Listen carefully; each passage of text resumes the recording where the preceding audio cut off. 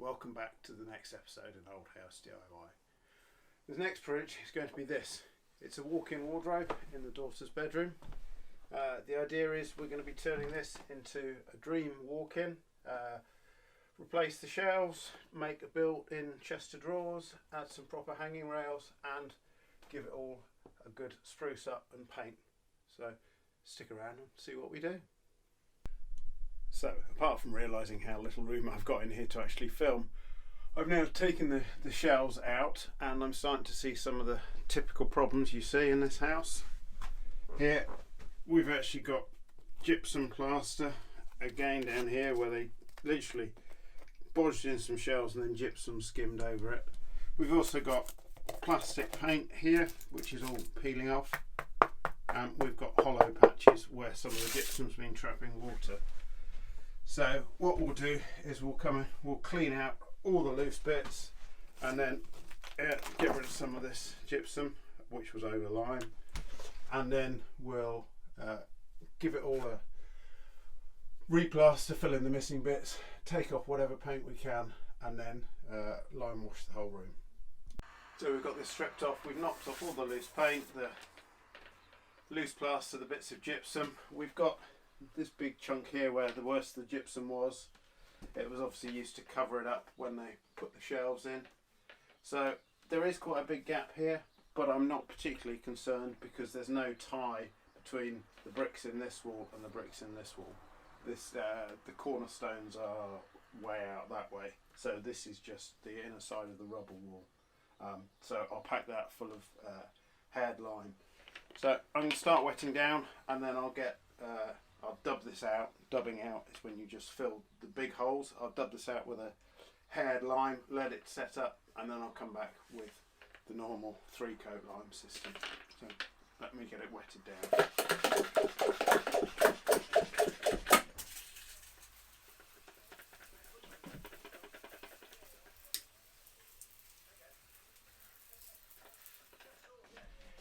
You want it wetted down because when the lime plaster goes on, you don't want the dry wall to suck all the water out of the lime. So this controls the suction, as they call it, just by wetting down. Wet it down several times, let it soak in, and then the bricks will be nice and wet and you'll get a nice slow cure to the lime. So I've dubbed out, which is just filling the big cracks. Down here we had some really big voids on the joint to the wall. Well, that's all been filled with gillets or bits of stone and then dubbed out. This will give a good base to put our first coat on. This mix was quite a sharp sand, lots of hair, 3-to-1 with lime putty.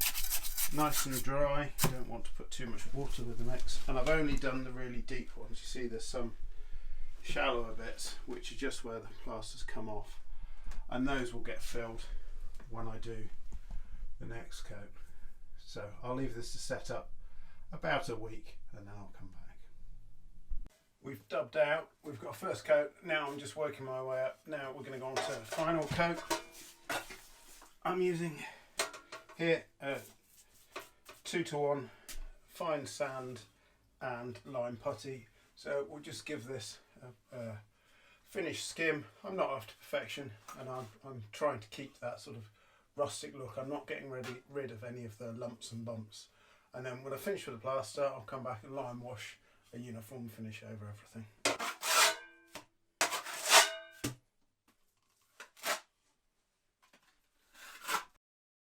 The whole walls are going to get lime washed and I need to sort the lights out. So that means this socket and this horrible fixture.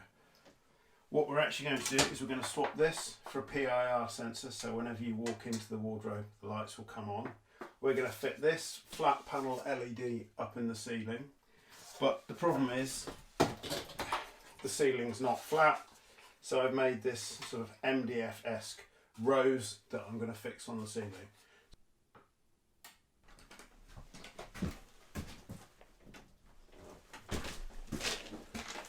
So there we go, we've got our PIR sensor, our LED panel and our LED strip light all wired in.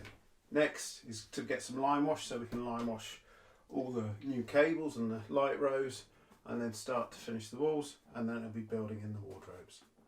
To bring it all together, to finish it, we're going to give it a lime wash. Very cheap, very breathable, easy to make, covers all multitude of sins, and perfect finish for inside this cupboard, which we're actually going to board out to the walk-in wardrobe. So first step is to make some lime wash, and we'll do that with some putty and water out in the garage. So come on, we start with our putty. We're aiming for a milk creamy consistency, about 2 to 1. We keep adding water and keep mixing. It's very simple to make.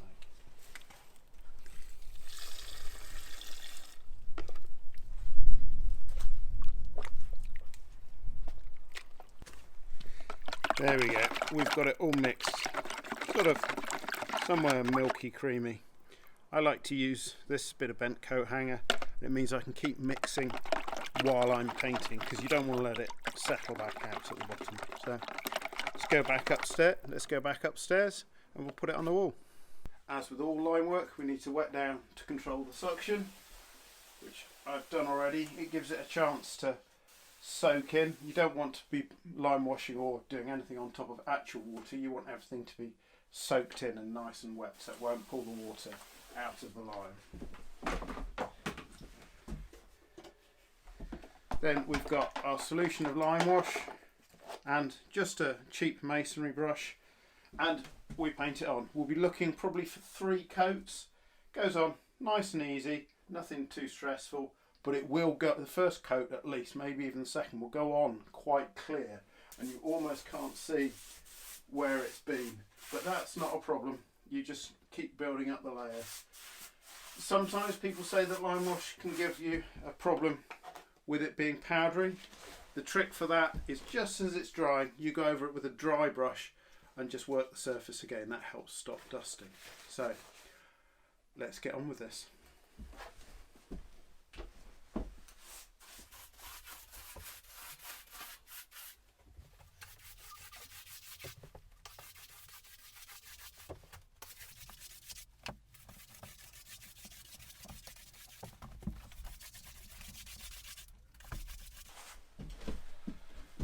It's not very fussy. We just slap it on, brush it on, and it will give us a lovely homogenised finish.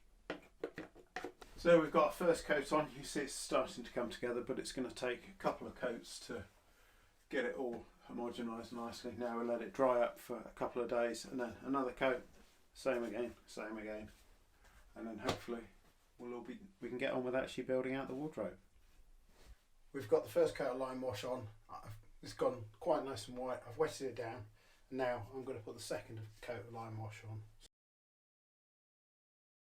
We've got our second coat on now. It's still wet. I'm going to give it 5 minutes, and as it starts to just dry off and gel up, I'll give it a wipe down with a dry paste brush just to help consolidate the surface and stop dust.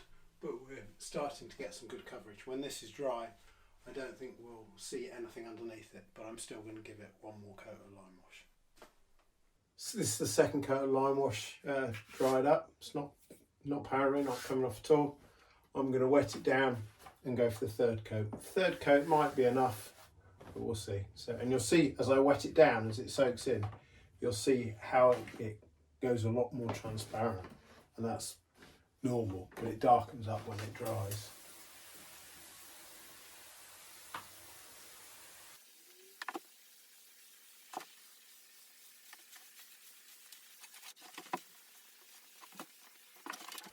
And you can see as the water's being taken up, the lime wash is getting a lot more transparent, particularly on the older paint. You can see all the texture and colour coming back.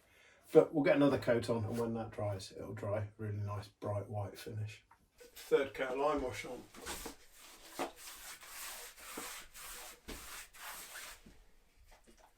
Fourth and last coat of lime wash. I've done the ceiling already. You can see that's why it's gone a different shade. Now these two walls, you'll see as I go through, they lighten up, but they will dry back like this, harder and brighter, and makes your eyes water almost. Perfect for in here.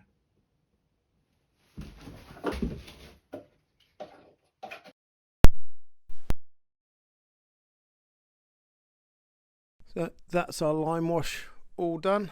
Now to crack on with the shelves. Now that we've got the plastering out of the way, it's time to work on the actual wardrobe. So first I start off with sort of conceptual drawings. Then this is the drawing for the chest of drawers within the wardrobe, which is what we're going to be working on next. From that sketch I then break it down into the vertical dimensions, so that's the heights of the various 3 drawers. Then into the horizontal dimensions, so this is like the widths of the various drawers with dividers and runners and fitters. And from that I put it into a program called Cut List Optimizer, which will work out these, which is actually this. And this is works out how to cut it in the most optimum way from a full sheet of plywood. And you see it tells me all the sizes, which pieces are where, and it makes it really efficient to cut out of big sheets. So that's what I'm going to go and do now. I've got to break down these big sheets now to make up the wardrobe. There's 2 ways I'm going to do that. One is my homemade track saw.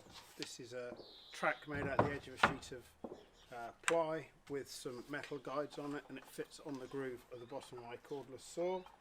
Like so, which is great for big cuts, but I'm going to do a lot, and 18mm for that much will start getting hard work for any cordless. Then the other thing is I've got my big 240V corded saw with a Craig ripping attachment. This is just a big adjustable fence, and this will I use to do the bulk of the cutting into strips. Once I got it into strips, I'll either go back to stay with the saws or move on to the mitre saw.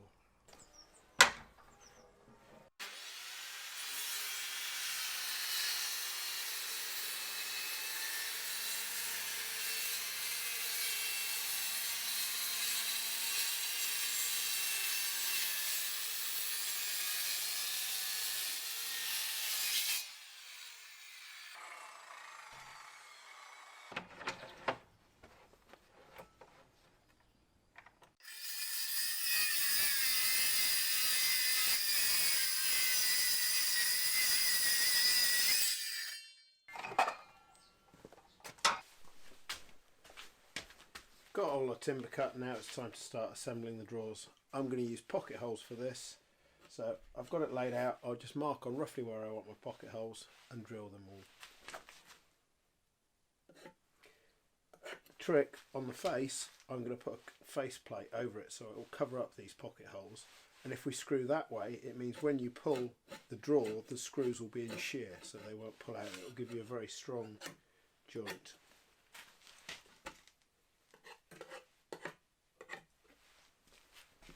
We're making progress. We've got them all drilled up. It's just a case of gluing and screwing.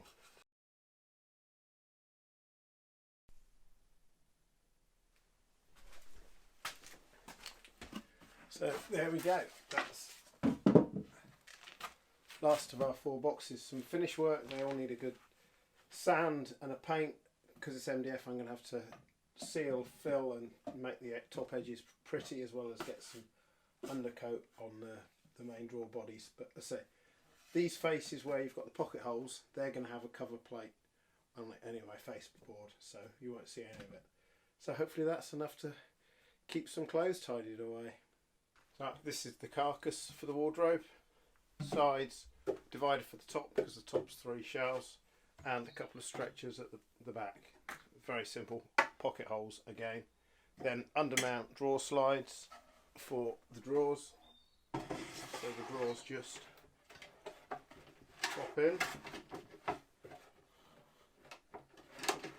There we go.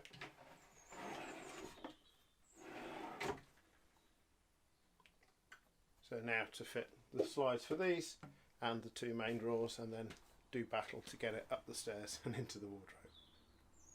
We've got it all in place, the carcass and the drawer boxes. Very tight fit. There's no room in here to film, let alone squeeze in something this big, and it's nothing square on the walls either, whereas this is. Talking about square, the next thing is to get a top on this, and that's going to involve scribing it to the walls to make sure we perfectly fill the top. Then after we've got that on, we'll come and we'll cut some faces for these drawers. to make the top for the drawers, I'm going to make a template out of cardboard, and that's going to be lots of cutting, taping, fiddling, adjusting. And you can see from this square piece of cardboard how far out everything is. So we'll just work our way, cut, tape, and we'll get there.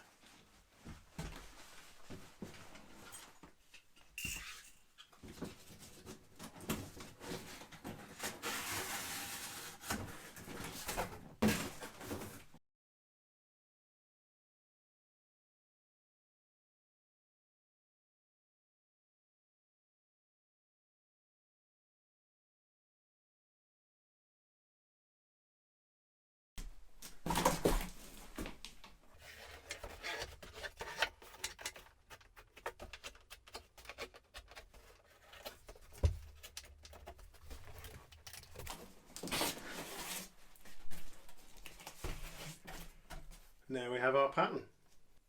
Next, some drawer faces, and then we'll have to look at the shelf and the railings. Better buy some more wood.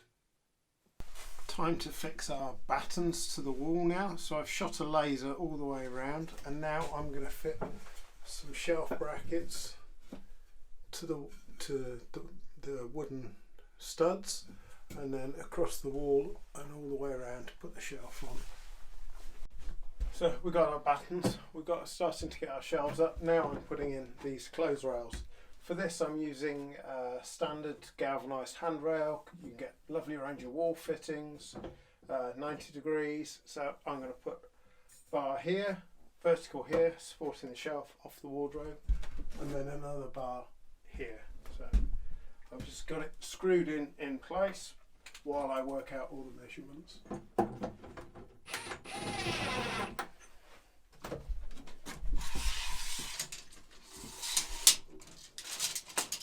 Now we just split the difference. Here's the bottom shelf, same level as here. We've got a shoe rack here, one shelf here, split the difference, and I'm just marking out for the next shelf. I've got the magic green line up, so I'm just marking out where the shelf needs to go.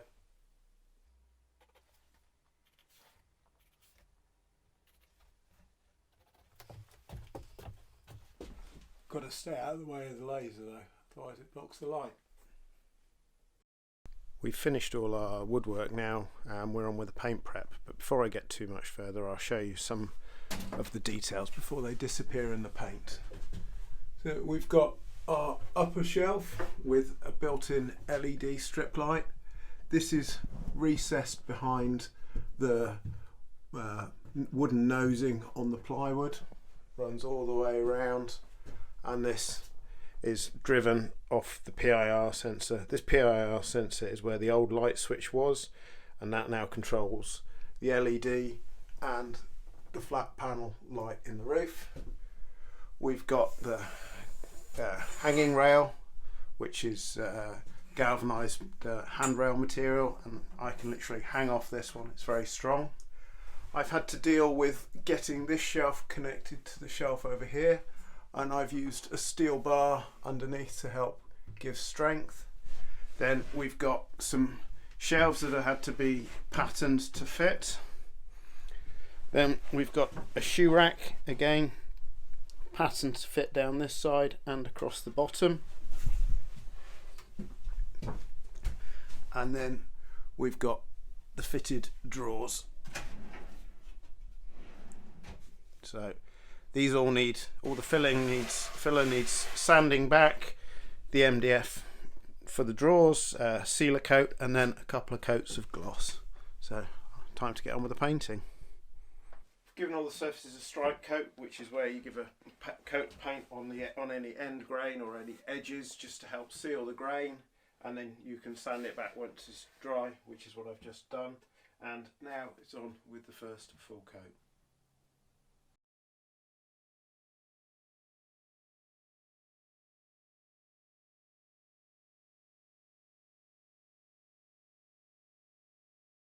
There we go, walk-in wardrobe finished. Next, daughter will get some clothes in, and it will never be this tidy again. Anyway, I hope you liked this video. Please, if you made it this long, think about subscribing, and stay tuned for the next one. Thanks for watching.